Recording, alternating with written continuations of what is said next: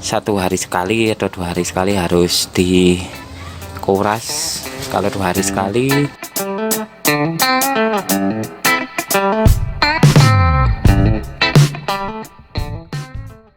Halo, apa kabar sahabat bisnis terbaru?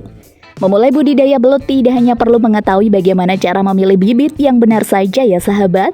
Salah satu penunjang untuk keberhasilan budidaya belut yaitu pemeliharaan kolam.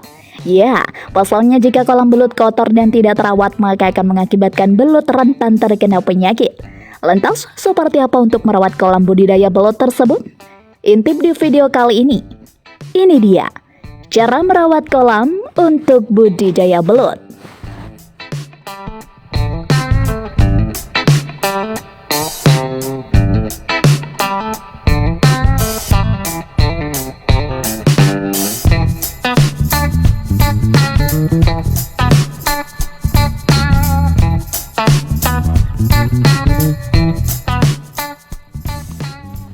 Rutin menguras dan membersihkan kolam ikan.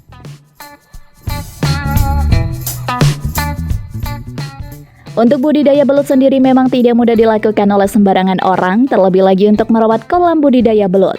Nah, jadi kalian di sini bisa mulai dengan menentukan jadwal rutin dalam menguras dan membersihkan kolam ikan.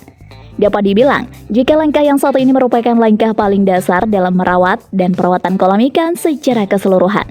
Menguras kolam ikan sendiri merupakan kegiatan untuk memastikan lantai, dinding, beserta juga air kolam terbebas dari lumut dan kotoran.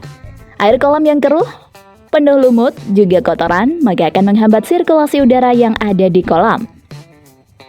Serta juga berpengaruh pada kesehatan belut itu sendiri dan tanaman hias yang berada di kolam ikan.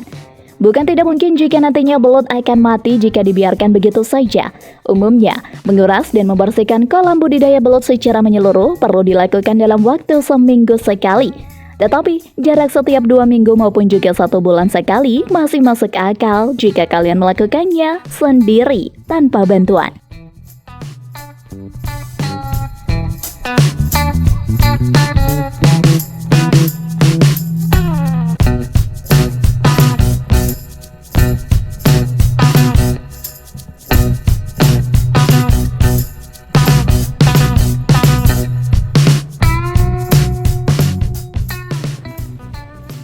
Periksa alat pendukung kolam budidaya belut secara berkala.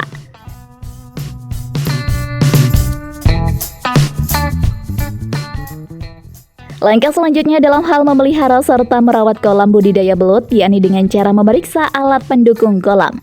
Dalam meregulasi oksigen, sirkulasi udara juga kebersihan kolam, ada beberapa alat-alat pendukung yang dipasang di kolam belut. Contohnya saja, filter kolam ikan, mesin pompa, hingga air mancur. Kalian juga perlu rajin memeriksa alat-alat ini secara berkala. Jika terjadi kerusakan, ekosistem di kolam belut dapat terganggu. Kerusakan dari salah satu atau semua alat ini akan memberikan efek domino. Mesin pompa dan air mancur yang rusak akan membuat hilangnya pasokan oksigen untuk belut dan tanaman yang hidup di kolam. Kemudian, filter yang rusak tidak mampu menyaring kotoran dari kolam yang membuat habitat ikan semakin tidak layak ditinggali dan membuat mereka mati.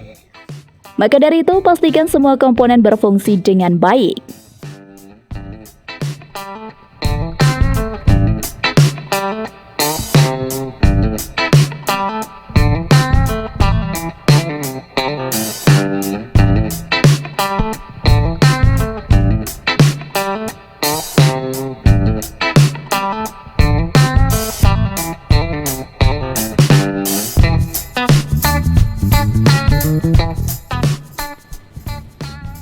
Berikan belut makanan secukupnya.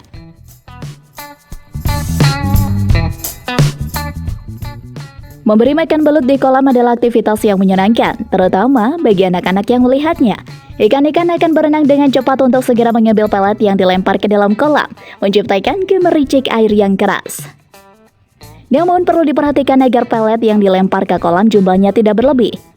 Ini karena pelet belut yang tidak termakan akan jatuh ke dasar kolam setelah beberapa menit. Bukan hanya menambah kotoran yang harus dibersihkan, bila dibiarkan begitu saja, sisa pelet belut ini akan membusuk.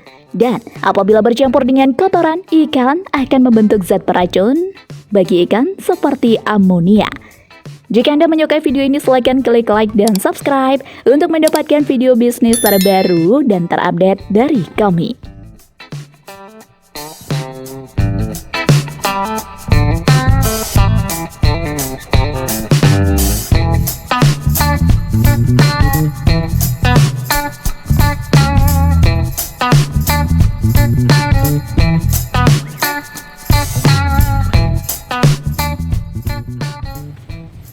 Memperhatikan kepadatan kolam ikan.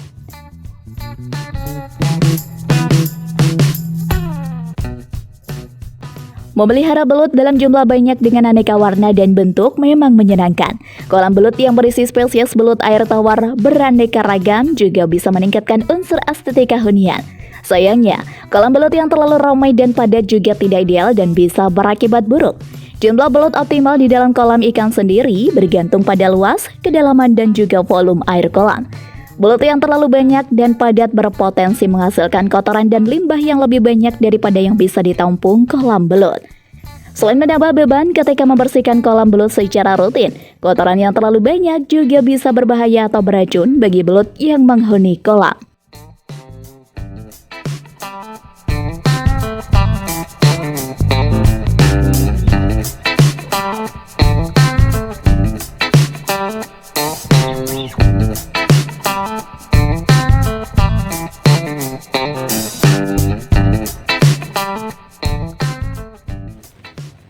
Menjaga tingkat oksigen optimal kolam budidaya belut.